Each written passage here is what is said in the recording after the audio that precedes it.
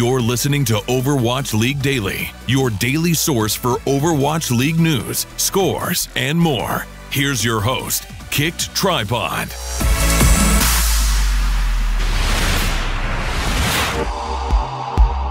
Good morning, Overwatch League fans. This is your Overwatch League Daily episode for December 30th, 2017.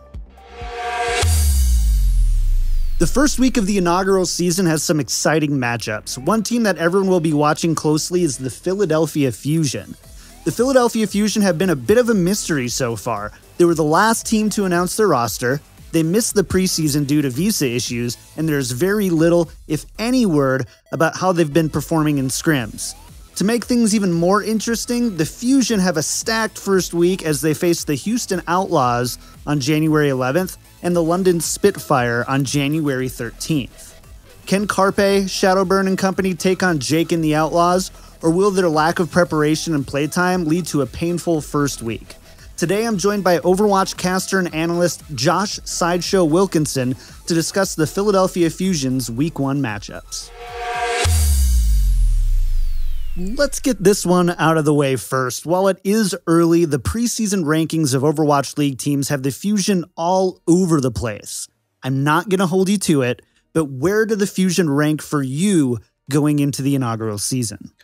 Coming into the inaugural season of the Overwatch League, I thought that Fusion would be one of the better teams. I think they picked up a lot of European talent that and some North American talent that people had overlooked. They seem to be a roster that was built fairly late in, but the guys that they have in the coaching positions, I think, have a very good idea of who some really undiscovered talents are over in Europe, or perhaps underrated talents as well. And so if they manage to create a system that works well with the players that they've picked up, I think this could be a good roster. Now, I don't think that this team is ever going to perform incredibly well at a world-beating kind of level. They just have far too many question marks for me to be able to say that. And they also have a lot of players that have zero experience playing at the highest level, actually. Even some of the most experienced players on their team, guys like Shadowburn, Carpe, Fraggy, for example, a lot of these players played second fiddle, were like the second best team in their region for a long period of time, and never really broke through to be the best team in the region or world beaters at times. I don't think, in fact, that anybody on the team has played in a world number 1 team, or even world number 2 down to 3, you know. So I think for the Fusion, they have a lot of good individual talent, but I would rank them as a middling team. I think they'll be relatively consistent, won't absolutely flop, and have good individual talent. I don't think they're world beaters either. Could it be an advantage for the Fusion that they haven't shown their cards by missing the preseason? Yeah, it certainly could be an advantage that the Fusion haven't shown anything in the preseason. But also the whole concept of keeping your cards close to your chest is very interesting for Philadelphia Fusion. They're one of the few teams with 12 people on their roster, which means they can run in-house scrims against each other. They can basically split the 12 players up into 2 groups of 6 and run scrims, run practice games against each other. This is a speciality particularly of a lot of Korean teams in the past, not so much in Overwatch. In League of Legends, for example. And what it does is it allows your A team of Philadelphia Fusion to never have to leak how they play or the style or the strengths of their team. And your B team can go out and play, for example, against the Houston Outlaws, see what their kind of style is, and then emulate it against the A team of Philadelphia Fusion. So, for example, if you are running with Shadowburn, Carpe, Fraggy, Boombox, Neptuno, and Hotbar, you would be able to have that as your A team. Nobody outside of Philadelphia Fusion would ever scrim against them and have any idea how they play until they turn up to the match. And they would still be able to get experience against a range of styles, because the B team, the second group of 6, would try emulating. They would almost act as if they were the Houston Outlaws. They would go into the match and try and play exactly as the Houston Outlaws play. There's a couple of ways that this can go badly. You can't mix your teams together as much, or people don't get as much experience. You can't try out a range of styles as much yourself. And there's something to be said for actually getting direct experience playing against Houston Outlaws rather than your sister team trying to copy them. But it's a pretty interesting thing that Philadelphia Fusion and London Spitfire can both do with 12 men on their roster, and it'll be interesting to see whether they take this kind of approach that we've seen in League of Legends before, because we've really never seen it in Overwatch. Between the Fusion and the Outlaws, there's a large difference between the teams at their DPS positions. What are the win conditions for both teams, considering the differences in the DPS positions? Yeah, just to break down the differences between these two teams in the DPS position, Houston Outlaws has Mendokasai and Clockwork, who we assume aren't going to get as much play time. Mendokasai, very flexible player. We don't really know what kind of roles he's going to be playing. Clockwork, we believe, is mainly going to be a tracer player for the team. Then they have Linksa and Jake, who we assume are going to be the main DPS players for the Houston Outlaws. Linksa, well known for his Genji, his Widowmaker, also has a reasonable tracer. Jake has a very good Junkrat, a pretty solid Soldier 76 as well, and can play a range of other heroes to a reasonable degree. But both of these two players like to play more niche heroes. You see a lot of Junkrat from them. You're going to see a lot of Soldier 76 from Jake. Linksa plays the Genji as well, but also plays the Tracer, so they can play both of those on a single person. Whereas when you look over at the Philadelphia Fusion, they have 4 DPS players, but they're really split into 2 groups, in my opinion, from seeing them in previous teams. Carpe and Shadowburn were the DPS duo for FaZe. Carpe plays pretty much only the hitscan heroes. Shadowburn plays Genji and a small smattering of other heroes as well, but he's mainly just a Genji player. Snillo plays Soldier 76 and Tracer, pretty much the same as Carpe. They have a huge amount of overlap between those two people. And Eco in the past has been a bit of a Genji one-trick, or Genji Pharah one-trick, very similar to Shadowburn. So Philadelphia Fusion almost have 2 mirror duos together, whereas Houston Outlaws have people who play more niche hero picks and slightly wider hero pools without specializing so much and forming distinct duos. So in terms of the win condition for both teams here, Houston Outlaws and teams that Jake has played for in general, like the US World Cup team, have relied quite a lot on his solo Junkrat play. He is a very, very strong Junkrat, and at the moment the hero is at a fairly powerful level in the meta. You can play it without relying on teamwork so much because you have such a large amount of burst damage that you can pretty much take any 1v1 that comes your way, and you have a huge amount of spam potential as well. So I expect if Jake keeps up the same level on Junkrat, that's going to be a big win condition for Houston Outlaws that they can take advantage of. And Linksa also needs to keep up at the same level of performance he's had on Genji, Tracer, Widowmaker, and they'll be looking strong in the DPS department. Remains to be seen, as I said, how they use Mendokasai and Clockwork. Perhaps they won't even get fielded in this match against Fusion. But we'll see what the coach's idea of utilizing them ends up being. For Philadelphia Fusion, it comes down to what duo do they want to use, and can they get the most out of them. When Carpe and Shadowburn played together for FaZe, they basically only played Soldier 76, they pretty much only played Carpe on Tracer and Shadowburn on Genji. They did switch up occasionally to play Carpe on Soldier 76 and McCree occasionally and stuff like that. But it was very much, they had a set style and they ran with it.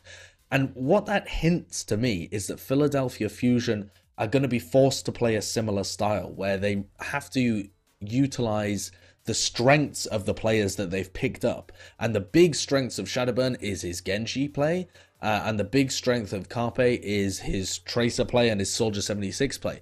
Same for Snillo, he's got a very strong Tracer Soldier 76. So they're probably going to have some player that specializes in hitscan, no matter which way they go. And then they're probably going to field Shadowburn on Genji. So it hints to me that they're going to play a much more dive-heavy style than the Houston Outlaws are going to play, who are probably going to be a bit more scrappy, brawly, maybe play with more of a Roadhog Diva style with the Junkrat added in.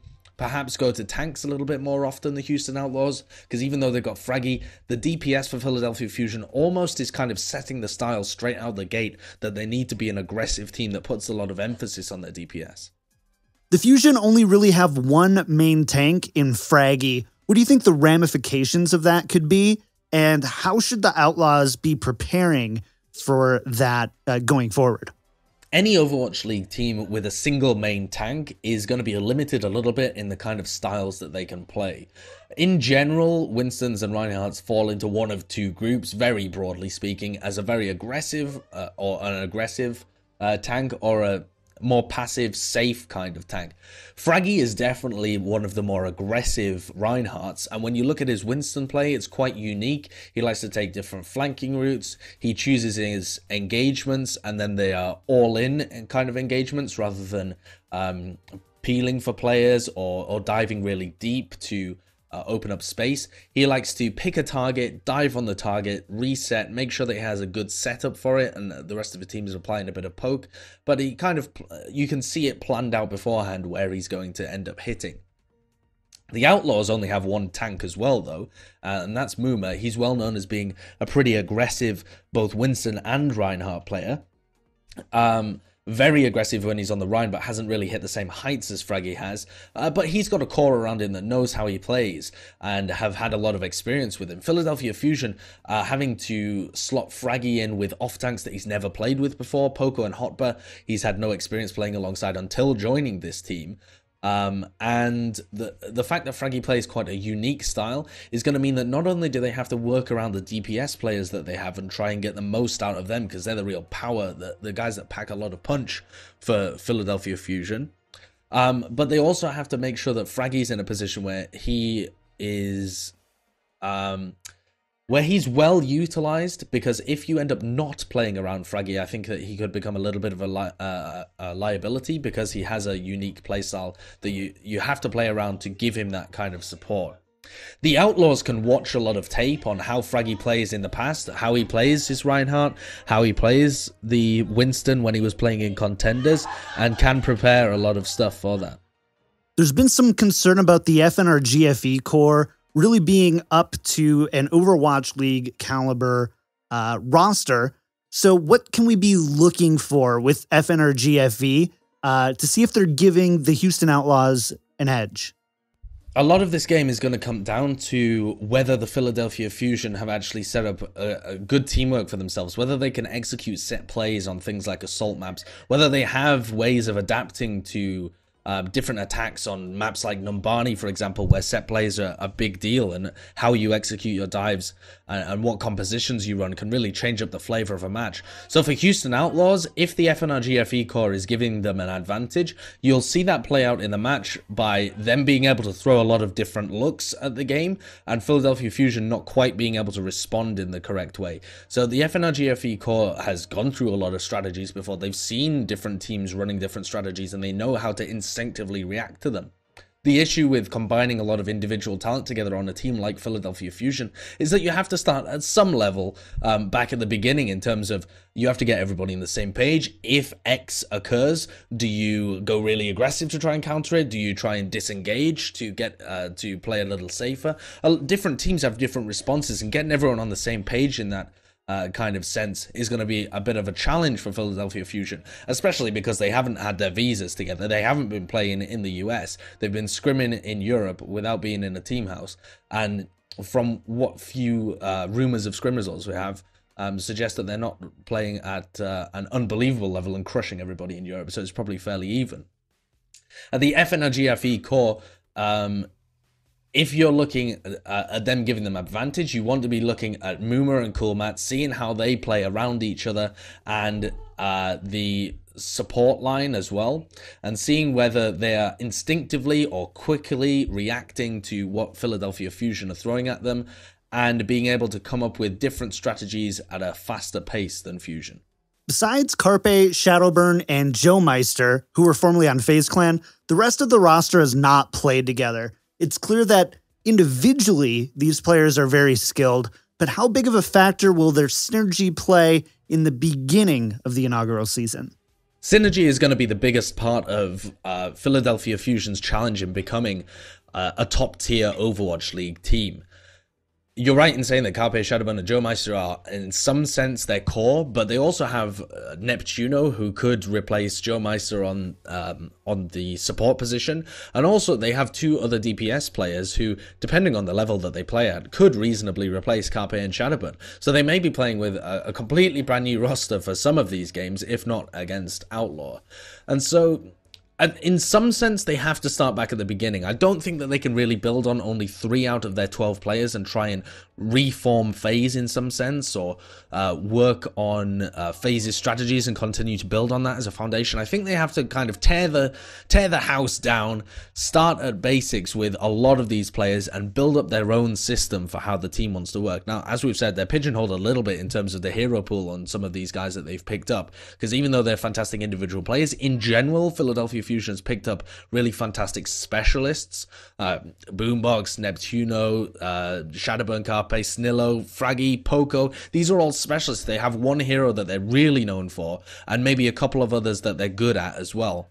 But they have picked up 12 very good specialized players, and always the issue with that is going to be, how do you put them together into a team? Who do you play in certain situations? Does one guy just sit on the bench if it's not his meta? Or are you going to try and work him into the team or give him a different role? There's a lot of groundwork still to be laid, I think, for Philadelphia Fusion. So for this first match, it'll just be about finding their feet, being able to adapt, bring in these guys that haven't been playing with them over in Europe, like Joe Meister, for example, perhaps Carpe as well, and see how quickly they can set a style down. As I said before, there's a lot of questions surrounding the Philadelphia Fusion. Do you have any interesting questions in mind that this series could potentially answer and teach us about the Fusion, the Outlaws, or just competitive Overwatch in general? I think one of the big questions that this series may answer is what kind of system Philadelphia Fusion want to lay down. Who are their 6 players that they're going to field for at least the first couple of maps of this series? And do they mix up the roster throughout the series, or do they try and just stick to 6 players that they're trying to make work in this meta? Do they have a meta-dependent roster? Do they have a map-dependent roster?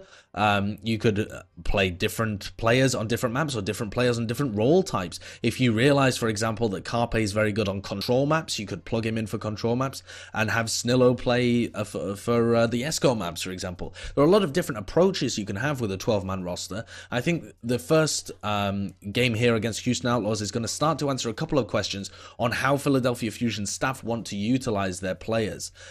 In terms of teamwork and stuff like that, and maybe the peaks of where this team is going to be, it may not tell you too much, purely because the Philadelphia Fusion, as we've said, have had visa issues, and so they aren't at their peak at any sense, and I would expect them to improve as the season continues.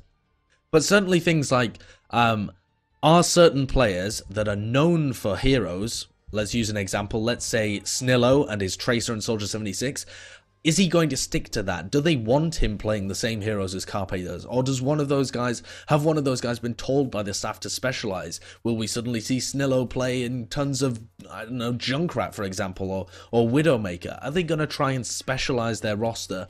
Or are they going to try and create 2 teams, an A team and a B team, and just see which one performs the best and maybe juggle them through, run them on different maps, this kind of stuff. So I think the overall approach that Philadelphia Fusion takes will start to be answered here. But in terms of your overall play or overall narratives for Fusion and Outlaws, it'll just be a little too early to tell. So last question, how do you think the Fusion match up against the Outlaws? And where do the Fusion really have an advantage? In terms of head-to-heads with Fusion against the Outlaws, for starters, Fusion have a lot more players, and they also have more players on the on different roles. Houston Outlaws have focused a little bit more proportionally on getting different DPS players in, whereas Philadelphia Fusion do have a backup for their tank position, but only in scrims until Sado gets released from his punishment jail, and they have a couple more options for their support players as well. But really, when you look at these two teams head to head, they do have some very similar players across the board. Muma's an aggressive tank who's proved that he's very good. He doesn't have a similar style to Fraggy, but in terms of impact, they could well be somewhat similar. Spree and Poco are very similar players in terms of both the style that they play, the heroes they're confident at. Both very good Zaryas and can play the Roadhog as well to a high degree.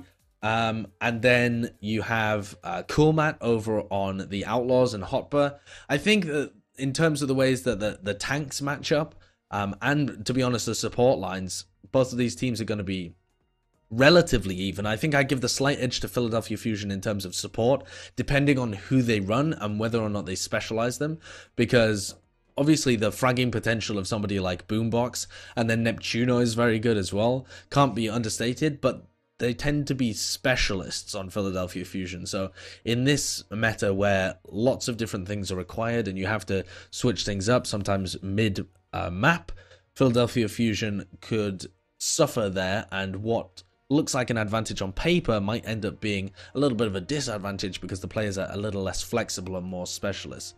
In terms of the DPS as well, I think if Houston Outlaws, Jake, and Linksa keep up their incredible performance level, their form over that they've been demonstrating over the last couple of months, then Houston Outlaws are also looking on a similar level in terms of DPS. But Philadelphia Fusion should, I think, have the advantage overall in that capacity because Carpe is so fantastic on Tracer, and in general Tracer is a big carry hero for a lot of different teams. Carpe's performances in Contenders were fantastic, second only to Effect, and with the addition of Snillo and Shadowburn alongside him within this roster, I think that he can do some serious damage to Houston Outlaws. My thanks to Sideshow for joining me on the show this morning. You can follow him on Twitter at Sideshow Gaming. Tomorrow I'll be joined by esports analyst Matt Buchholz to discuss the Boston Uprising.